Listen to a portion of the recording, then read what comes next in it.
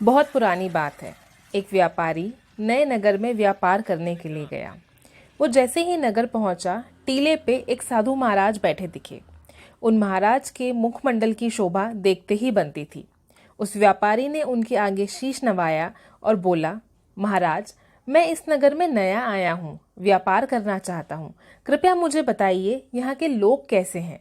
महाराज मंद मंद मुस्काए और व्यापारी से पूछा, ये बताओ कि जिस नगर से तुम आए हो वहां के लोग कैसे हैं।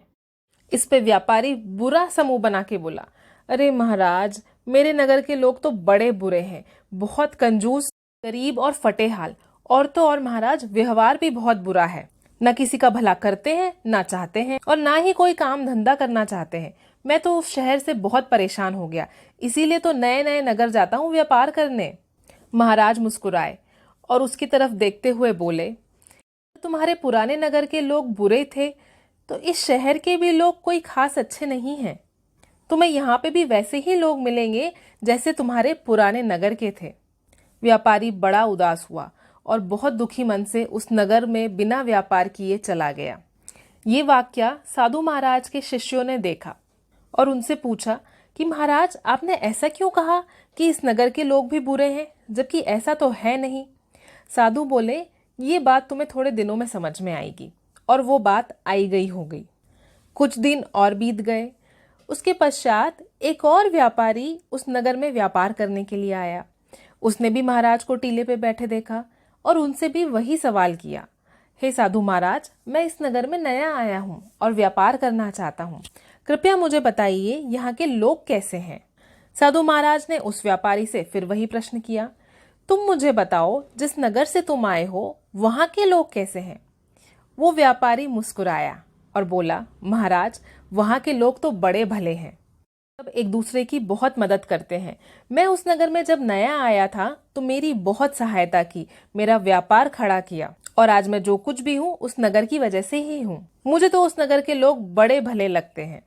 साधु मुस्कुराए और बोले, फिर तो बेटा, तुम्हें इस नगर के लोग भी बहुत भले लगेंगे।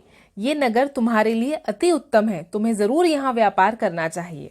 और वो व्यापारी खुशी खुशी उस नगर में अपना व्यापार करने लगा। ये सारी बातें साधु महाराज के शिष्य देख और सुन रहे थे। उन्हें समझ में ही नहीं आया कि महाराज ने ऐसा क्यों कहा। थोड़े दिन पहले एक व्यापारी को इसी नगर के लोगों को भला बुरा कहा, और आज इस व्यापारी से कह रहे हैं कि इस नगर के लोग बड़े मिलनसार हैं। ये क्या बात हुई। उन्होंने साधु महाराज से पूछा, महाराज, ये अंतर क्यों। महाराज बोले, जैसी दृष्टि वैसी सृष्टि। अर्थात जो व्यक्ति जैसा होता है वो कहीं पे भी चला जाए, उसको सभी लोग वैसे ही दिखते हैं। स्थान, समय या परिस्थिति से उसका कोई लेना देना ही नहीं होता। ये अब व्यक्ति की अपनी मानसिकता है कि वो लोगों को और दुनिया को कैसे देखता है। एक भला व्यक्ति हर किसी में भलाई ही देखता है, और एक बुरा व्यक्ति, उसको हर जगह बुराई ही नजर आती है। हम ये चाहते हैं कि हमारे आसपास के सभी लोग भले, मिलनसार, प्रसन्नचित्त हों, तो सबसे पहले हमें स्वयं वैसा बनना पड़ेगा, क्योंकि जैसी दृष्टि वैसी सृष्टि।